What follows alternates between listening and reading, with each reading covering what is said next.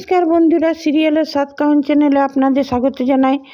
চলে এসেছি চিরসখার সাতকাহন নিয়ে। দেখা যাচ্ছে মিঠির তো বিয়ে তো হয়ে গেল, আর রশনি অনন্যা এরা তো রশনি অনন্যা বর্ষা এরা তো ইনিয়ে বিনিয়ে, বর্ষা অবশ্য অপমান করেনি, কিন্তু ইনিয়ে বিনিয়ে সেটাই করলো, ওদের সাথ দিচ্ছে। এরা তো সমানে মিঠিকে অপমান করছে, মানে প্লুটো মরে গেল তার দায় মিঠি কেন বিয়ে করছে, মানে হিংসা যেগুলো হয় আর কি। তারপরে ভোরকে নতুনের গায়ে পড়া দেখে তো অনন্যা খুব খুশি হচ্ছে। অবশ্য সুস্থ স্বাভাবিক সবাই চিন্তাধারা থাকতে পারে। অনেকে আমি পোস্ট দিচ্ছে দেখছি যে ভোরের সঙ্গে নতুনের সম্পর্কটাকে কেউ ভালো বলছে সত্যি কথা তো কমলিনীকে বিয়ে করে তো নতুন কিছুই পাইনি। আর অনন্যা বলছে যে আমিও চিন্তা করেছিলাম যে এমনি একটা সুন্দর মেয়ে, পড়াশোনা শিক্ষিত ঘরের বউ হবে, সেটা হলো না, হলো কি না বুড়ি 3 ছেলের মা, সেইটাকে নতুন বিয়ে করলো, সেই আক্ষেপ। অনেকে আবার সেটাকে জাস্টিফাই করছে যে হ্যাঁ, অনন্যা যে চিন্তাধারাটা এটা ঠিক। তবে যদি অনন্যা এটাই যদি ঠিক চিন্তাধারা হবে, তাহলে ডল ডিভোর্সই ছিল। ডলকে কেন নিজে নতুনের ঘাড়ে গোছাতে চাইছিল? পার্বতীও তো বয়স্ক ছিল, এমন কিছু পড়াশোনাও জানতো না, তাহলে পার্বতীকে বিয়ে দিয়ে এত কোনো খুশি হচ্ছিল যদি সব কিছুই। কমলিনী আর যে এখনও পর্যন্ত অনন্যার বিষাক্ত মন বুঝতে পারছে না যে প্লুটো কিসের জন্য মারা গেল। যেখানে প্লুটো ভালো করে পরিষ্কারভাবে লিখে রেখে দিয়ে গেছিল যে তোমার ভেতরে অনেক বিষ আছে, তবু অনন্যা এইসব কথাগুলো বলে। মানে লেখিকা এইসব যেমন রোশনি, বর্ষা, অনন্যা এদের কথাগুলোকে এত বেশি লম্বা করে না যে সিরিয়াল দেখা। আর তারপরে এখন গোদের ওপর বিষ পড়া হয়েছে ভোর, এই স্বতন্ত্রর সঙ্গে টুলির মতন আটকে দিয়েছে, নিয়ে বাসর ঘরে গান টান হলো। আর যে গানটা স্বতন্ত্র গাইলো সেটা তো একদম বেমানান গান, আমার তো একটুও ভালো লাগেনি। হ্যাঁ, ভোরের ওই গায়ে ঢলে পড়া, সব কথার মধ্যে কথা বলা, ওরা নাকি আবার বাইরে যাবে সেমিনারে, স্বতন্ত্র আর ওই বিয়ে তো আবার স্বতন্ত্র, এই ভোর আবার সবাইকে বলছে তোমরাও চলো আমাদের সাথে। সেটাতে কমলিনী দুঃখ পেল। সত্যি কথা, আমাদের সাথে মানে কি? আর ঠিক তো, কমলিনী তো ওকে বিয়ে করতে মাথার দিব্যি দেয়নি। হ্যাঁ, কমলিনীরও পাশে থেকেছে স্বেচ্ছায় এসে নিয়ে। গোটা জীবন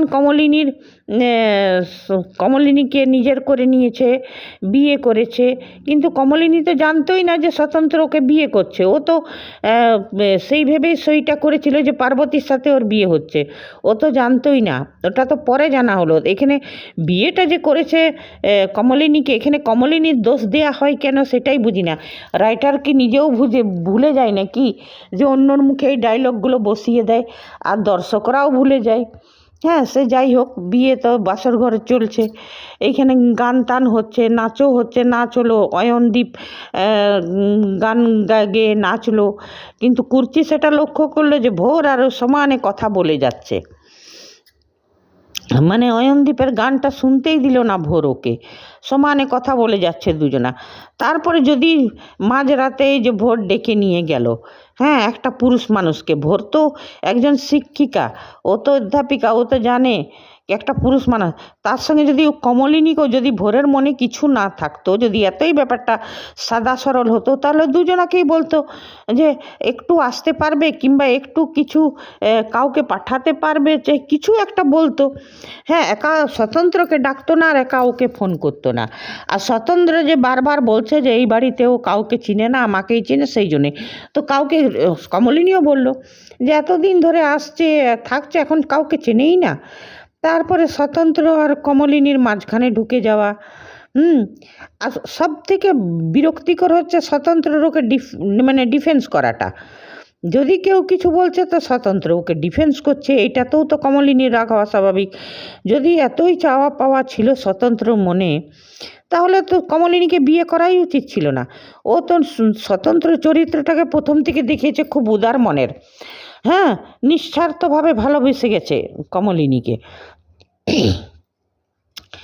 কমলিনীও ওর জন্যে করেছে, এমন না যে করেনি, যে যতটুকু করা সম্ভব, যেমন করে করা সম্ভব কমলিনীও করেছে ওর জন্যে।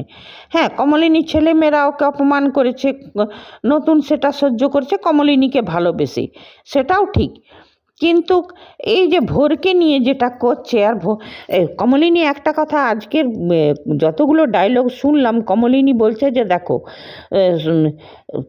তুমি আজকে যেটা করছো তুমি এইখানে লোকের সামনে, সেটা তুমি চোখের আড়ালে করো, হ্যাঁ, তো কেউ কিছু বলবে না।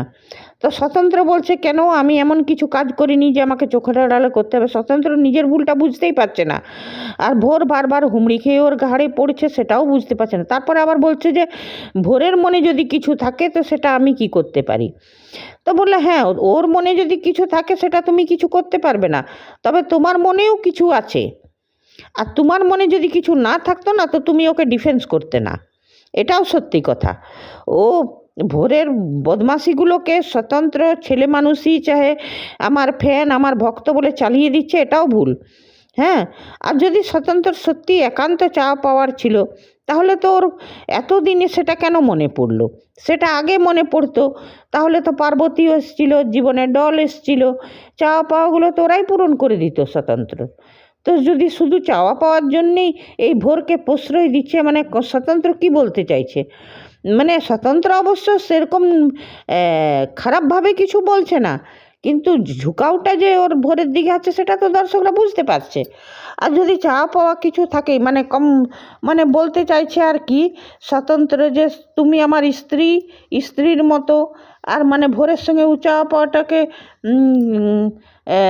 পূর্ণ করবে, সেটাও কি হয়, সেটা সম্ভব? আর এই ভোর মেয়েটা এটা হচ্ছে অতি বিরক্তিকর, ইরিটেটেড। এই মিঠির বিয়েটা কত সুন্দর একটা ভালো সিন, কত কিছু, কিন্তু এই ভোরকে যে লীনা গাঙ্গুলি যে টুলির মতন চিপকে দিল না, বিয়ের আনন্দটাই মাটি।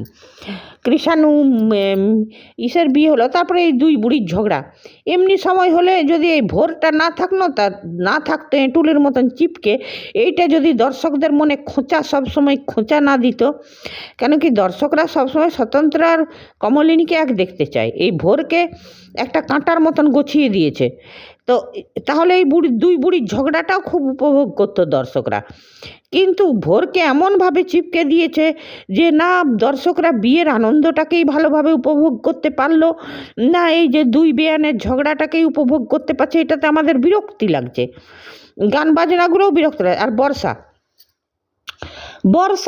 তো তক্কে আছে যে মিঠির ফেক প্রেগনেন্সির রিপোর্টটা কখন যে দেখাবে কৃষাণুকে, ওর বাড়ির লোককে, মিঠির জীবনটা কখন খারাপ করবে, এই সব তো বর্ষা কেন বুঝতে পারছে না। এটা যদি বর্ষা করে কৃষাণু তো বিশ্বাস করবে না আমার মনে হয়, আর ওর বাড়ির লোকও।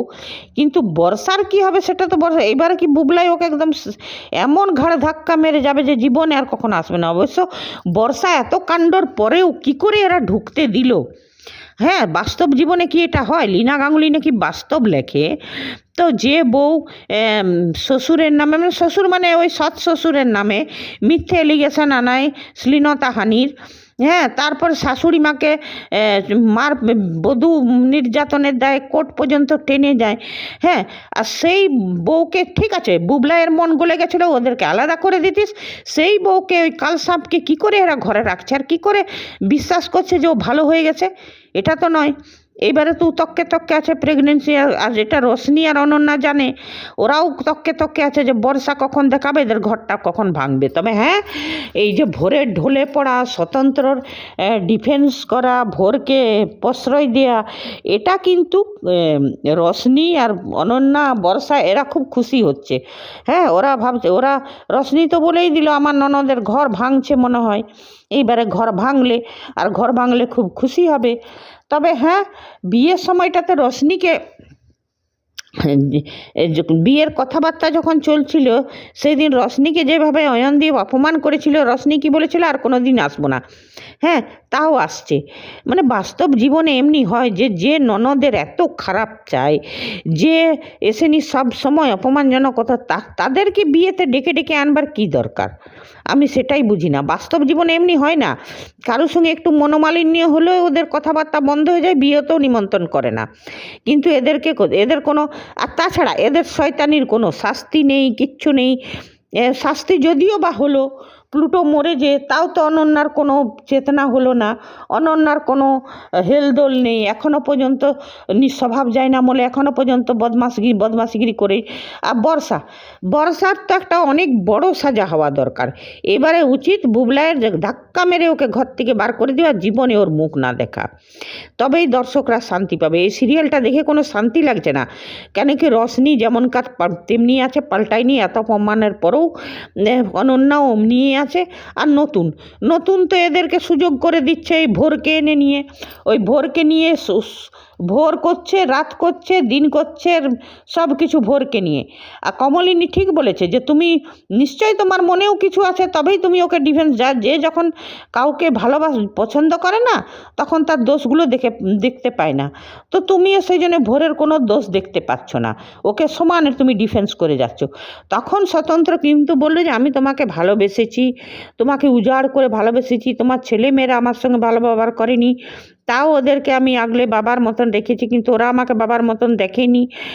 তোমাকে ভালোবেসেছি, কিন্তু বদলে আমি কি পেয়েছি। এই কথাটা কমলিনীকে যখন বলল, কমলিনী এটা শুনে খুব দুঃখও পেল।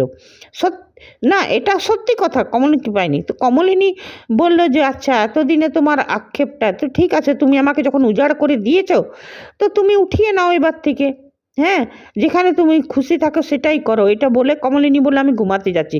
কিন্তু সত্যি কথা বলতে কি, কমলিনী তো ওকে মাথার দিব্যি দেয় নেই যে তুমি আমাকে বিয়ে করো। হ্যাঁ, কমলিনীর সংসার দেখতো, সব কিছু করতো। হ্যাঁ, যখন ছেলে মেয়েগুলো নিজের পায়ে দাঁড়িয়ে গেল, তুই সরে যেতিস, তুই দলকেই বিয়ে করে নিতিস কিংবা কাউকেই বিয়ে করে নিতিস। হ্যাঁ, তুই এতদিনে তুই আগে উদারভাবে দেখিয়েছিলি যে তুই কিছু চাস না, কমলিনীকে ভালোবাসিস, আর এখন তুমি এইসব কথা বলছো।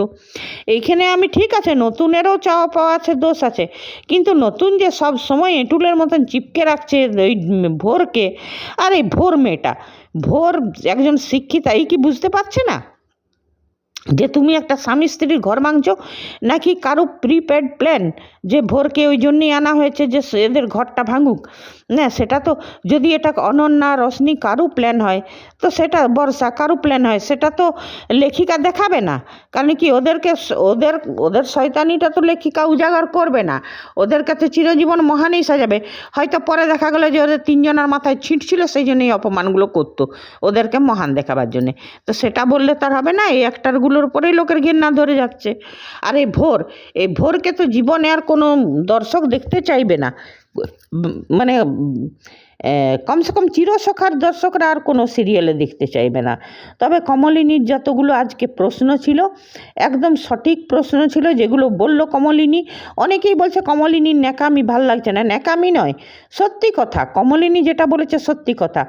আর সব থেকে বড়, স্বতন্ত্র চরিত্রটাকে এত দর্শকরা পছন্দ করেছিল, উদার মন, বাস্তব মন, সেই স্বতন্ত্র কমলিনীকে অবহেলা করছে না, কিন্তু ও ভোরের দিকে ঝুঁকাওটা যে আছে, কিছু চাওয়া পাওয়া যে থেকে গেছে, সেটা ভোরের থেকে পূর্ণ করতে চাইছে। হয়তো মুখে সেটা বলছে না, অবচেতন মনে সেটাই ওর চাইছে, সেই জন্যই ভোরকে প্রশ্রয় দিয়ে যাচ্ছে।